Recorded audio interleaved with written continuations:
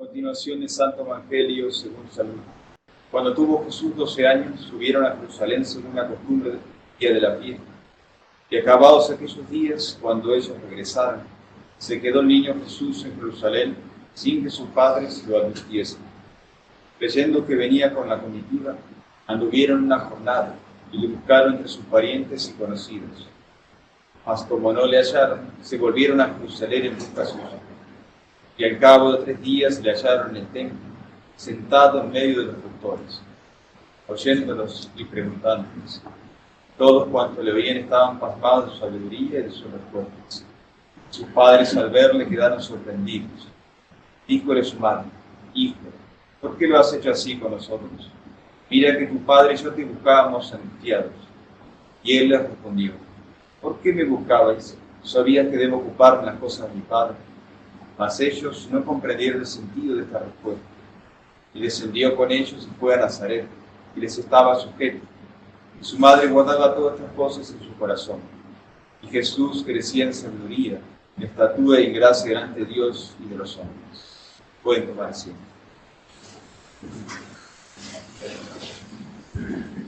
La epístola está tomada del apóstol San Pablo a los Colosenses. Hermanos, revestidos como escogidos de Dios, santos y amados, de entrañas de misericordia, de benignidad, humildad, dulzura y longanimidad, sobrellevándoos unos a otros, y perdonándoos mutuamente, si alguno tiene queja contra otros, como el Señor os perdonó, así también haréis vosotros. Mas sobre todo tened caridad, que es vínculo de perfección, y la paz de Cristo, a la cual fuisteis llamados para formar un solo cuerpo, reine en vuestros corazones, y sed agradecidos. La palabra de Cristo more opulentamente en vosotros, instruyéndoos en toda sabiduría y amonestándoos unos a otros, cantando a Dios con salmos, himnos y cánticos espirituales, dándole gracias en vuestros corazones. Todo cuanto hicieres, de palabra o de obra, hacedlo todo en nombre del Señor Jesús, dando por medio de él gracias a Dios Padre. En nombre del Padre, del Hijo y del Espíritu Santo. Amén. Dios te salve María, llena de gracia, el Señor es contigo. Bendita tú eres entre todas las mujeres y bendito es el fruto de tu vientre, Jesús.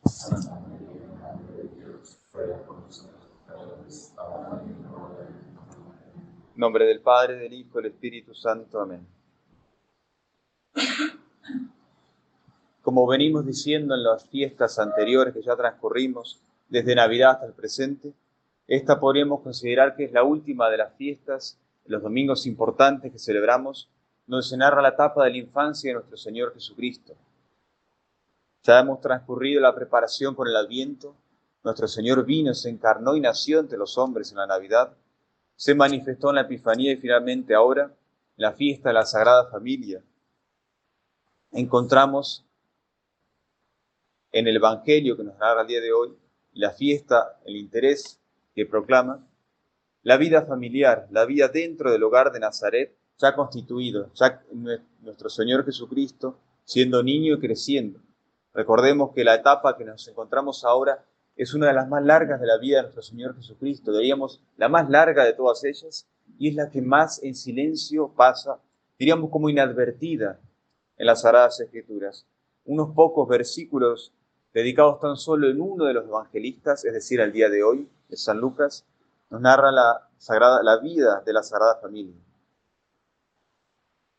Casi 30 años más bien pasa nuestro Señor de vida oculta y solo 3, una mínima parte de ellos, a la vida pública. Y se dice que era la preparación justamente todos esos años para lo que vendría después.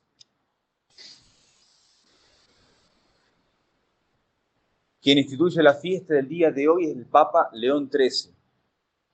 Y justamente la instituye para resaltar la familia, la importancia de la familia en la vida de todos nosotros. La familia ocupa el lugar central el día de hoy y podríamos decir que todo el eje gira en torno de ella. Pero por otra parte debemos considerar a qué familia se refiere la Iglesia y a dónde apunta y cuál es el objetivo del día de hoy. Porque familia podríamos considerar que tienen todos. Aquellos inclusive que no tienen fe, tienen una familia. Pues la familia se ha constituido por Dios en la misma naturaleza. Desde el principio, cuando Dios creó a Adán y Eva, los unió a ellos, los destinó a que fueran marido y mujer, y juntos fueran una sola carne, y mediante ellos procrearan y tuvieran hijos. Ahí vemos la familia, como tal, constituida por Dios naturalmente. Y todos los otros pueblos conocen lo que es la familia y lo practican. Por otra parte, vemos también la degeneración presente. Vemos la desviación del mundo por haber perdido y abandonado más bien la fe. Hoy día, prácticamente ni siquiera la familia natural se ve. No hay padre, no hay madre, no hay hijos. O más bien hay varios padres o varias madres y hijos mezclados, lastimosamente, y abandonados muchas veces por uno de ellos o por ambos, sin tener la educación correspondiente. Pues bien, la fiesta del día de hoy no se refiere a ese tipo de cosas. No se refiere ni a la familia natural bien constituida, ni tampoco a esa otra cosa que no se puede llamar familia, que es lo que vemos hoy día. Sino que el centro del día de hoy es la familia cristiana. Y familia cristiana justamente porque Cristo es el eje y es el centro donde toda ella converge, de donde viene hacia dónde va. El ejemplar a mitad lo tenemos presente el día de hoy, la Sagrada Familia. La Sagrada Familia está compuesta por tres partes. Tenemos el Padre, que es la cabeza. Es el sostén del resto de la familia. Y vemos que si Él flaquea y cae, también cae el resto de la familia. La figura que se nos presenta es San José. Y se habla de él muchas veces como el ejemplo del varón justo, de la persona que guarda los mandamientos de la ley de Dios y que es ejemplo de virtud, de justicia y cumplimiento de los mandamientos de la ley de Dios. Y ese es el ejemplo que da Dios, la Santa Iglesia, a los padres de familia. Tenemos por otra parte a la Santísima Virgen María, que es el ejemplo que Dios da y que la Iglesia presenta a las madres de familia. Ella, su santidad se centra en la vida hogareña, las virtudes de la humildad, del recogimiento, de la oración, de la piedad y del servicio mutuo, de la sujeción a San José, al igual como San José será la cabeza de familia, tratará con respeto y con afabilidad, es decir, esa virtud propia del cristiano que hace que nuestro trato sea dulce y amable con los prójimos. Tratará a su esposa y a su Hijo, nuestro Señor Jesucristo. También la Santísima Virgen se presenta como el ejemplo a seguir de la mujer cristiana, de la madre de familia, sometida a su esposo encargada de la crianza de su hijo. Y finalmente el ejemplo que Dios da a la Iglesia, a los hijos, es nuestro Señor Jesucristo. Ejemplo justamente de obediencia y de correspondencia a la familia. Una de las frases finales, diríamos, que es la que marca la fiesta del día de hoy, era aquella que dice, y estaba sujeto a ellos, es decir, era obediente a sus padres. Uno de los mandamientos principales de la ley de Dios, diríamos que es el primero después de los tres directamente encaminados a Dios, es el mandamiento de honrar al padre y a la madre. Es el cuarto mandamiento de la ley de Dios. Ese cuarto mandamiento es el que se manifiesta especialmente en la fiesta presente. Y este cuarto mandamiento nos trae una virtud muy especial, que debe, si se quiere cumplir ese mandamiento, se la debe practicar. Y esta virtud es derivada, es decir, viene de la virtud de la justicia, es la virtud de la piedad. La piedad nos dice que es justamente, como toda virtud, un hábito sobrenatural que nos inclina a tributar a los padres, a la patria y a todos los que se relacionan con nosotros, con ellos más bien, el honor y la reverencia debidos. Por eso se dice que el cuarto mandamiento dice, honrarás a tu padre y a tu madre. Y mediante la virtud de la piedad nosotros los honramos y tributamos el honor y el respeto debidos. Desde luego este honor, este respeto se manifiesta con obras. Y por eso se dice que aquel honra a sus padres que lo manifiesta con los hechos, no solamente de palabra. Y esta manifestación se manifiesta, por un lado, mediante la atención del cuerpo, es decir, las necesidades materiales que puedan presentar nuestros padres. Si pasa necesidad, tenemos el deber como hijos de asistirlos. Y por otra parte, el deber espiritual, es decir, procurar la salud de su alma, no solamente la salud del cuerpo, que hay que hacerla, pero sino también la salud del alma. Y esto se puede hacer mediante la oración, mediante el buen ejemplo, mediante unos consejos dados ocupando el lugar de hijos, siempre con respeto y reverencia, y dando el buen ejemplo, repetimos, y ayudándolos en todo aquello que nosotros podamos. De esa manera cumplimos con el deber nuestro como hijos y el cuarto mandamiento, la ley de Dios. Ahora también, si bien está el deber de los hijos, también está el deber de los padres con respecto a sus hijos, porque recordemos que la Santísima Virgen María y San José tenían a cargo a nuestro Señor Jesucristo y debían criarlo, debían educarlo de la manera de vida. Y en eso estaba la santificación de sus almas, que ellos cumplieron perfectamente. Ahora bien, hay que entender, así como vimos que familia cristiana no es familia natural, ni tampoco esa agrupación o rejunte de consanguíneos que hoy día se llama familia, también la educación hay ciertas cosas que no es, o más bien que no implican la educación estrictamente cristiana. La educación no es principalmente, simplemente, digo simplemente porque eso se presupone, proveer del alimento, es decir, el sustento. Esto lo saben hasta los mismos paganos, y las mismas bestias, los animales, lo realizan sin ningún tipo de instrucción o enseñanza. Cualquier padre y madre sabe que debe darle de comer a sus hijos y proveerle de ellos. Por eso la Iglesia no insiste en eso, y los santos padres tampoco atinaban a ese objetivo. Tampoco consiste en proveer de estudios y de trabajo, es decir, el porvenir material. Importa que hacerlo, desde luego que sí, y está bien, es un deber, pero eso también los hacen los que no tienen fe. Eso se da por sabido, se da por supuesto. Y tampoco implica proveer exclusivamente el porvenir material. Repetimos nuevamente, eso se da por sentado. Lo que es evidente no se dice. Pero hay que resaltarlo porque comúnmente lo olvidamos y damos mayor hincapié a esas cosas que a lo que verdaderamente importa. Pero por otra parte sí es, y conforme a la fiesta del día de hoy, proveer el alimento, pero sobre todo el alimento del alma. Y esto justamente se realiza por medio de la formación y de la educación que sí quiere la Iglesia espiritual. Esta educación se transmite, como dijimos, por obras, no solamente de palabras, sino de obras, es decir, con hechos verdaderos se manifiesta el amor que nosotros tenemos a nuestros hijos y desde luego a nuestros padres. La principal manera de educar a los hijos que tienen los padres y las madres cristianas es por medio de la doctrina cristiana. Si nosotros no procuramos que ellos aprendan la doctrina compendiada, es decir, resumida en el catecismo de la doctrina cristiana, desde luego ellos no serán hijos piadosos o no tendrán los medios para poder hacerlo. No respetarán a sus padres ni a sus madres y después será en vano querer corregirlos de cómo se pudo hacerlo en su infancia cuando ya son grandes y adultos. Todo aquello que no se hizo en la más tierna infancia no se podrá conseguir, a menos con mucho sacrificio y lágrimas, y si son dóciles los hijos, después de muchos años.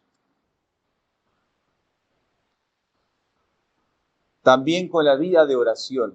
Si los hijos no ven a sus padres de rodillas frente al crucifijo, sino ven en su hogar también manifestado con imágenes católicas, con la Virgen Santísima presente, con San José y los santos ahí, ellos no podrán ser piadosos después. Y seríamos necios si nosotros pretendiéramos que lo fueran, si nosotros no dimos de nuestra parte para que lo fueran. Es decir, no debe ser una sorpresa si los hijos son impíos, siendo que nosotros no lo criamos piamente cuando eran niños. Y por otra parte también, y es fundamental, el buen ejemplo. Porque si el padre instruye a sus hijos con la doctrina cristiana y también reza, pero después no va a misa los domingos, no cumple las fiestas de precepto, es mentiroso, realiza todo tipo de obras que son desedificantes a la familia, todo aquello que trató de edificar de otra manera lo termina destruyendo después con el mal ejemplo. Y finalmente sí proveer, pero sobre todo por el bien espiritual. porque ese bien espiritual es el que solamente un padre cristiano, una madre cristiana puede proveer a sus hijos, que no se lo dan a aquellos que no tienen la fe, que no se lo dan a aquellos que simplemente tienen la vida familiar natural, no sobrenatural, que es la vida cristiana, y tampoco aquellos, repetimos, que no son familia, sino rejuntes de consanguíneos.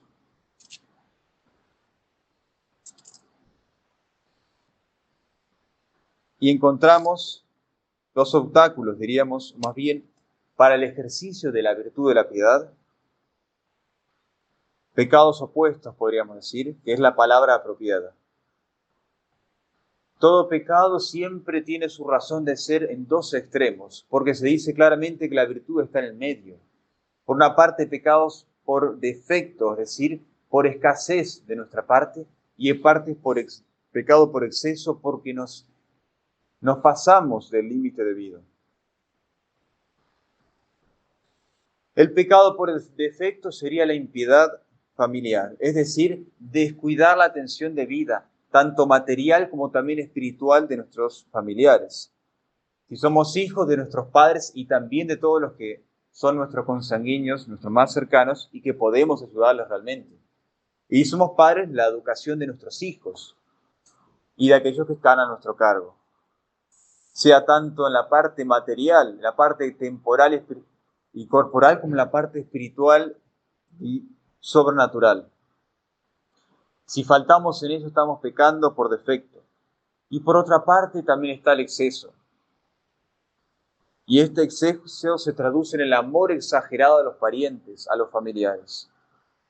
El gran peligro que tiene esto, quizá más oculto a nuestros ojos que el anterior, es que se viste con capa de caridad o justamente con el ropaje del amor natural y sensible. Por amor exagerado a los parientes, uno puede llegar a faltar a la ley de Dios. Y hay ejemplos abundantes. Si un padre tiene un hijo que tiene vocación religiosa y sacerdotal, se lo impedirá seguir porque tiene exceso de amor en su corazón a su hijo y quebrantará aquella voluntad divina que Dios quiere que sirva por otro medio. Pondrá todos los obstáculos para que no sea ni sacerdote o religioso o al camino que Dios le hubiera llamado. Los hijos también, si quieren contentar más a sus padres que a Dios, faltarán en uno u otro precepto de la ley de Dios. Y no solo de esa manera no se ayuda a nuestros prójimos, sino que se los perjudica. Porque nosotros, queriendo contentar a nuestros familiares, ofendiendo a Dios, terminamos condenándonos a nosotros mismos, dando mal ejemplo a nuestros prójimos y también muchas veces colaborando a la condenación de ellos. Porque recordemos que la santidad propia está en el propio cumplimiento de los deberes de Estado. Y si nosotros no cumplimos bien educando a nuestros hijos, obedeciendo a nuestros padres, nos condenaremos nosotros y también seremos mal ejemplo y arrastrando, que eso es el escándalo, a nuestros prójimos.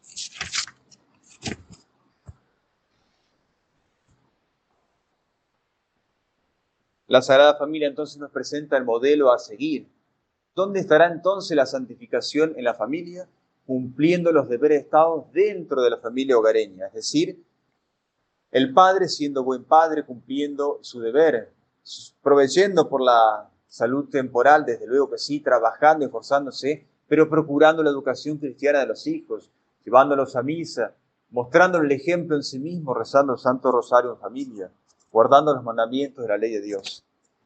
Las madres, desde luego, cumplirán su vocación, su llamado de madres, criando bien los hijos y estando sujetas a sus maridos. Recordemos que solamente Dios manda no seguir, no obedecer a aquel que detenta la autoridad sola y exclusivamente cuando aquel a quien debo obedecer o estar sujeto me manda algo que fuere pecaminoso.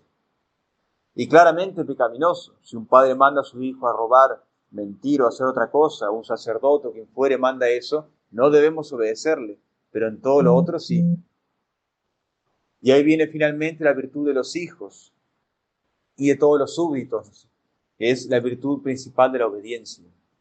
El hijo se santificará siendo obediente y respetuoso, honrando a sus padres. Y ese es el ejemplo que nos da nuestro Señor Jesucristo. Finalmente, San Pablo habla en su epístola y nos menciona varias virtudes que son los medios que nosotros tenemos para poder cumplir con esto.